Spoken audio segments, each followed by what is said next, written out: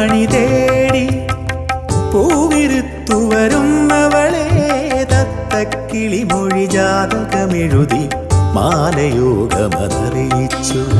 കുന്നിക്കുരുമണി തേടി പൂവിരുത്തു വരുന്നവളെ തത്തക്കിളിമൊഴി ജാതകമെഴുതി മാലയോഗമതറിയിച്ചു. വാർമുടിത്തുമ്പാൽ പുണരും കൃഷ്ണ തുളസിപ്പൂവിതൾ ചൂടി. വാർമുടിത്തുമ്പാൽ പുണരും കൃഷ്ണ തുളസിപ്പൂവിതൾ ചൂടി. മാല കെട്ടി എൻ മനസ്സിൻ കൂടെ